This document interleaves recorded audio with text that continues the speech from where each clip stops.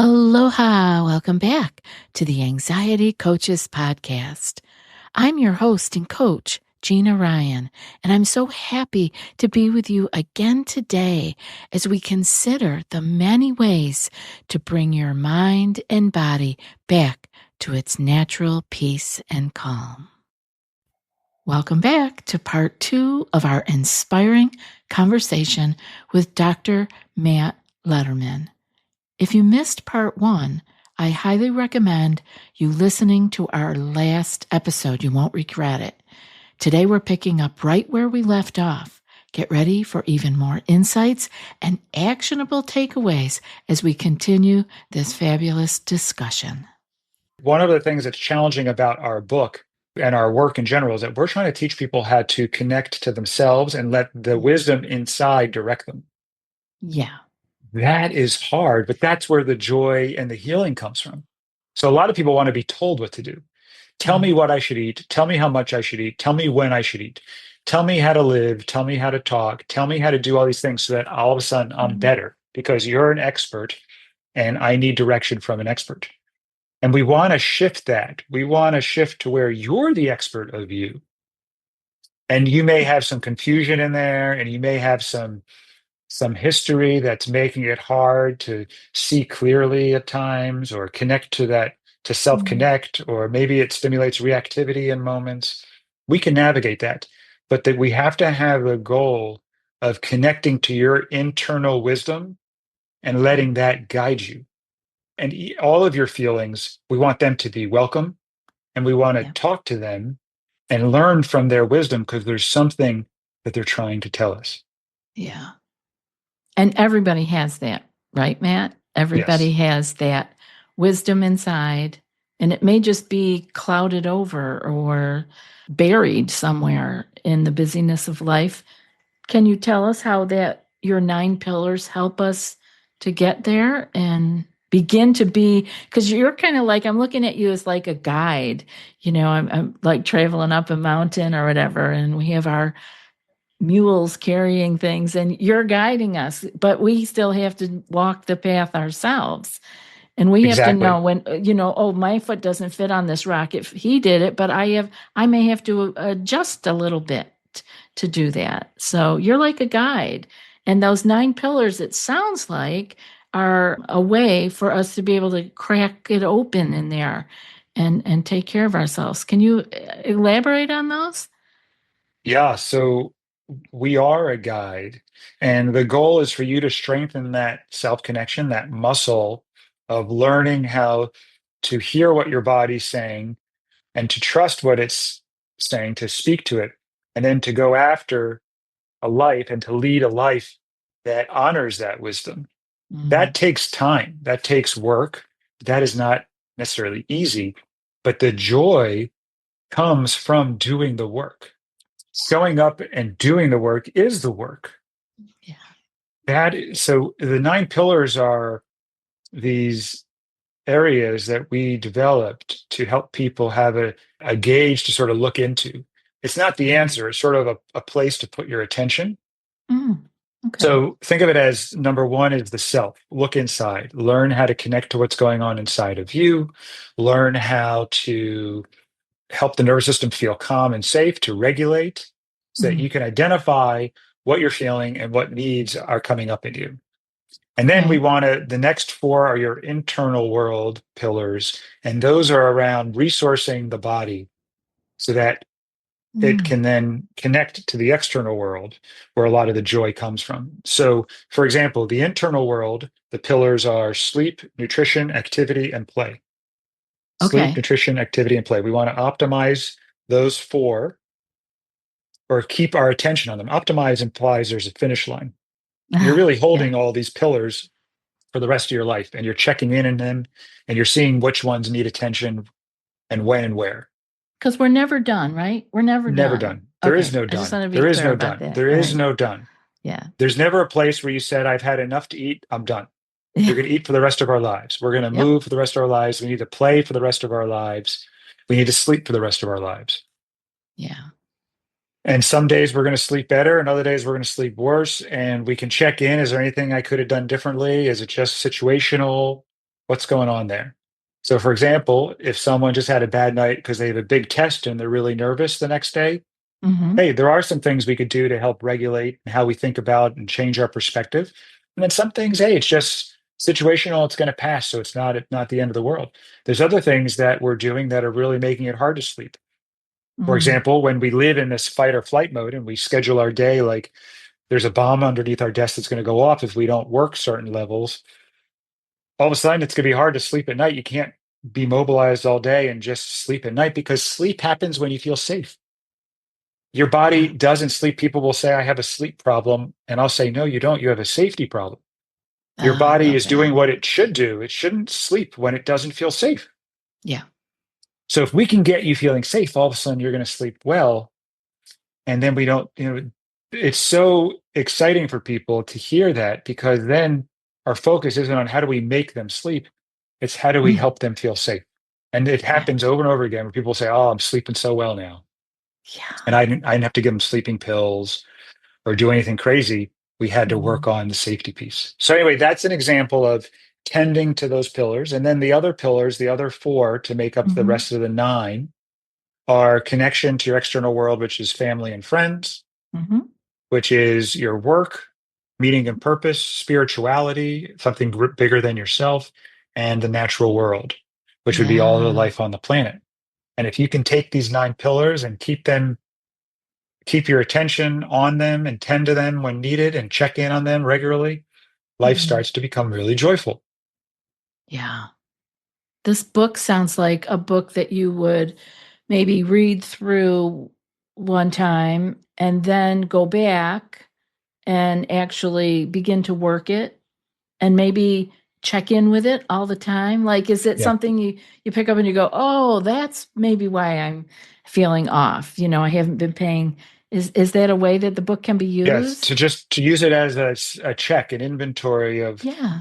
I mean, I tell people to imagine you have nine beautiful children as the nine pillars. Mm. And there's no point in your life where you're going to say, oh, that kid is good. We're done. I don't have to think about him anymore.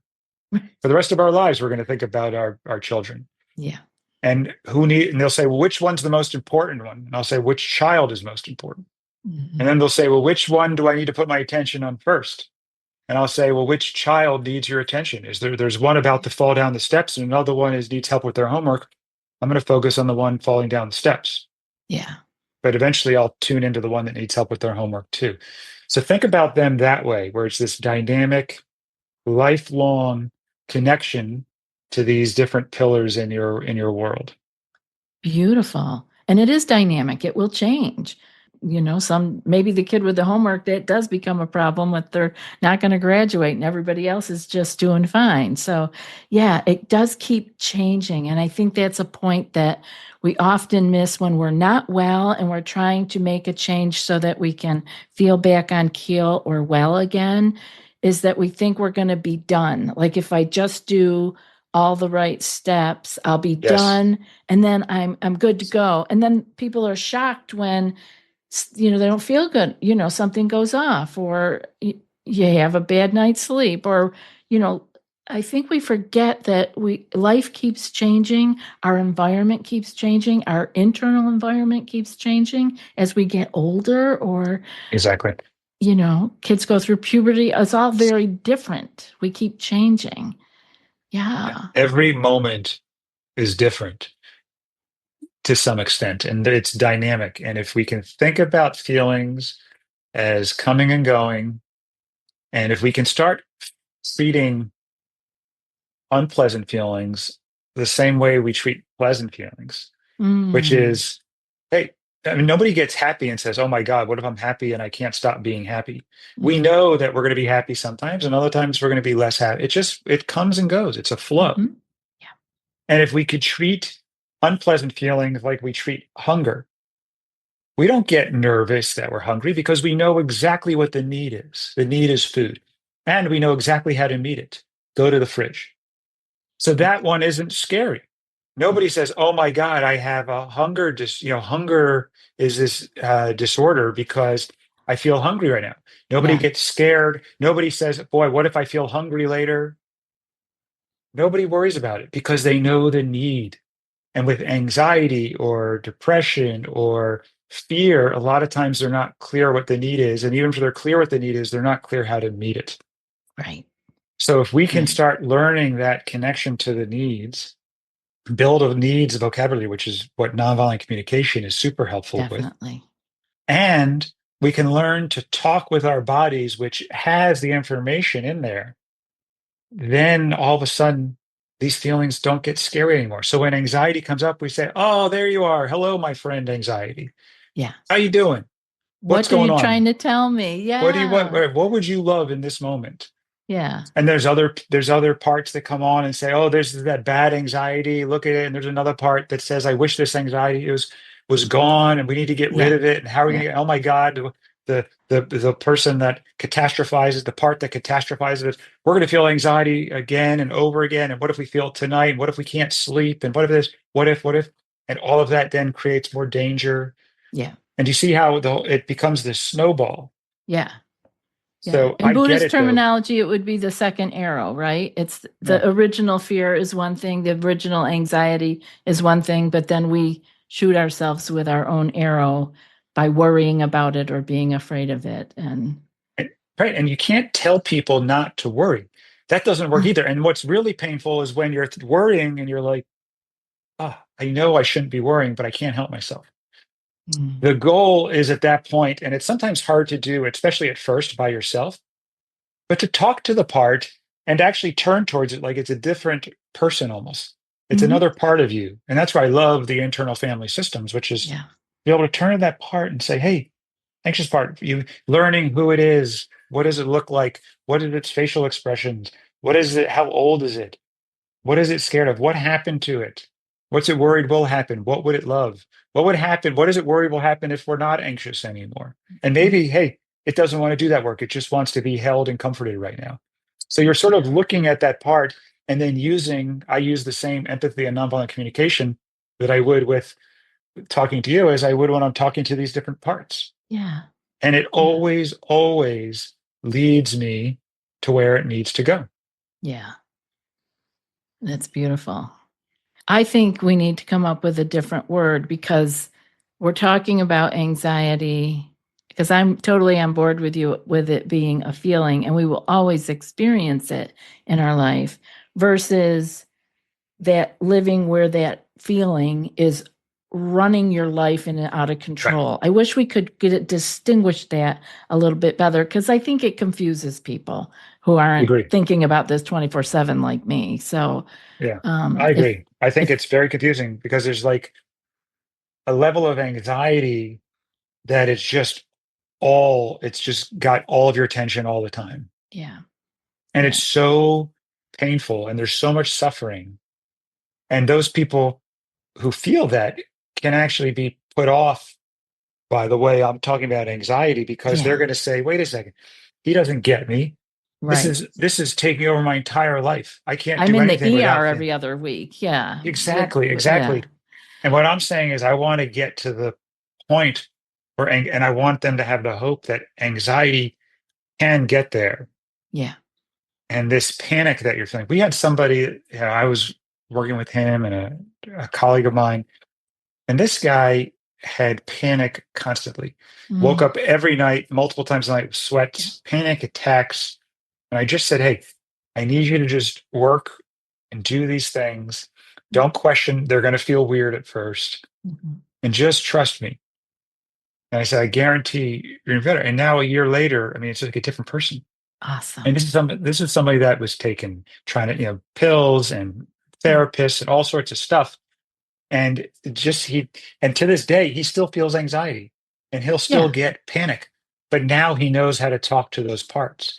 He's not Yeah. scared. He's not scared of it. He's not worrying about what's scaffolding. Well, what's going to happen when this happens? He's not predicting future. And I always tell people that when you think about an event that's going to happen in the future that you're anxious about, and Mm. you keep thinking about the outcomes that you're worried about, it's the same as far as your body's concerned as that event happening over and over again.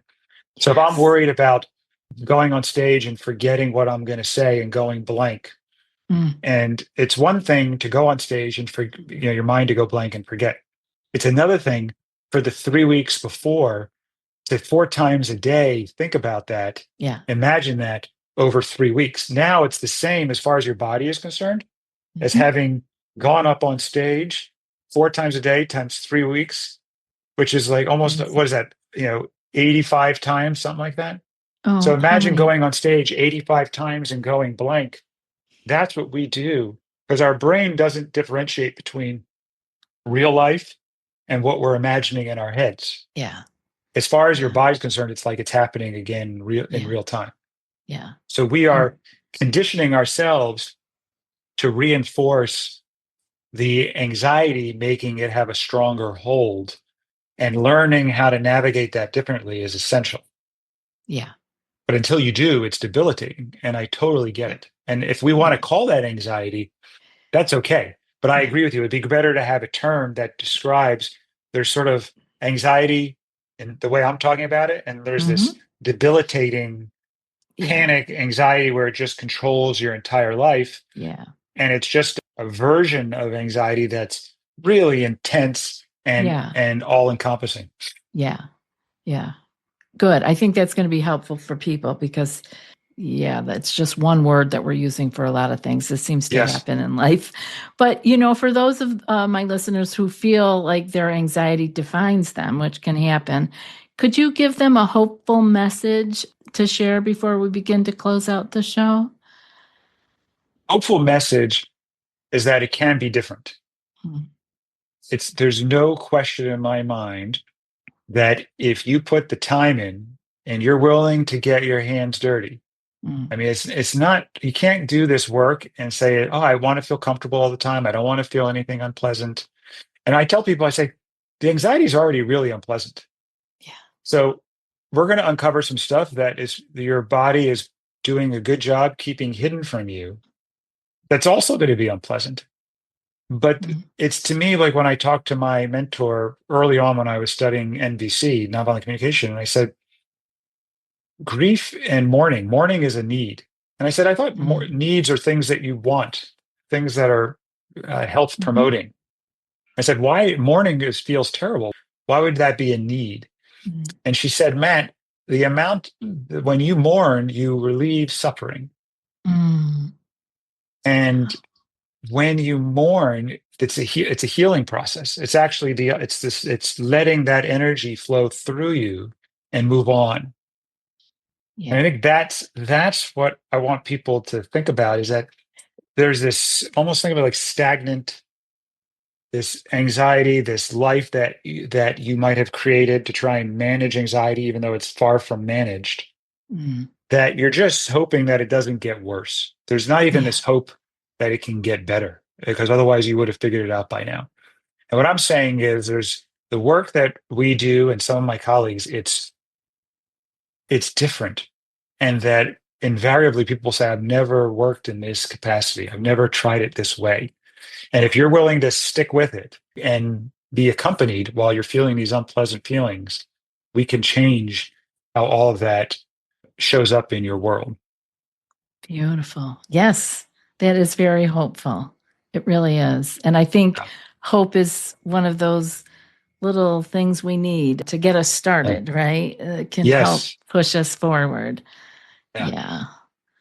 You have been such a delight to visit with, and I am really excited for people to learn more about you and pick up the book. And can you remind the audience where they can find you and learn more about your work? And we will put all of the links that you mentioned and others in the show notes for everybody. Where should they Yes. go? Yes. So the book is called Wellness to Wonderful. You can get that on Amazon, Kindle, print. Mm-hmm. The website is connectiondocs.com, Mm-hmm. connection docs, all one word. And then our podcast, we have a podcast, me and my wife, called We Be Parents, which Awesome. is a wonderful podcast teaching parents how to bring nonviolent communication and more connection into the homes. Oh, I love that.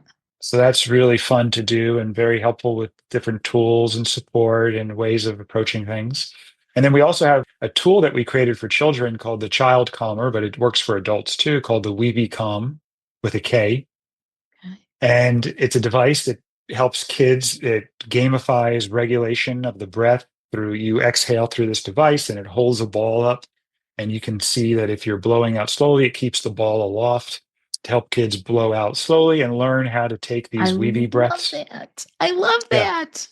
Yeah, super cool. Because we would tell, growing up, I don't know about you, but the only tool my parents had was to yell, "Calm down" at me, and that was the tool they had. So we said, "Hey, let's teach kids." And what I found was after they start learning, because it takes like you can tell them to blow out slowly, but for them to feel it and see it and get that visual feedback, and there's some auditory regulation from the white noise, and there's some physical, and you get to focus your attention on the ball. It trains their body to take these weeby breaths that we call it. And now when I talk to my children, for example, I'll say, "Hey, would it be helpful to take for us all to take a wee breath before we start talking?" And their body will know. And as soon as they do that, they trigger the parasympathetics, and they are able to get that calm that we practiced because of the device. So there's lots of different things that we're doing. Wait, you have to make that for adults, because that's all I ever tell my listeners. If you remember nothing else, just take a longer, slower exhale. Because, people can't remember the numbers of the breath they're supposed to do and all these things. I said, just take a longer, slower exhale.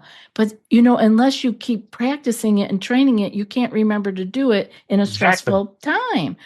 This is what I'm saying.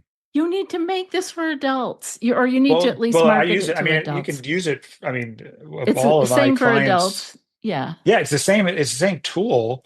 And what I tell people is that you can't just think that you're going to get it right in the moment. You must practice it every night so that your body all of a sudden just turns it on. Yes. Because even people say, "Well, I don't need the device because I know how to blow out slowly." But no, you need to train it and practice it and see that visual feedback. So every night I have our family, I'll say, "Hey, let's do this, 5 breaths and just maintenance." So now if it's so different if they just take one weeby breath versus if they didn't practice. Oh my gosh, I love this. I love that device. I'm going to have to look that up because take a look. People are going to love that. I think they need it. Did you get through all of your places to find you? I will put them all in the show notes. Yeah, perfect. Anyway, but I just want to tell you what a delight it was to be able to spend some time with you, because I've admired you from afar, and I'm happy that I got to spend time with you by myself. What a pleasure to be here and for the work that you're doing. Thank you very much. Thank you, Matt. I'll be back in a few more days with another podcast. Until then, be well and aloha.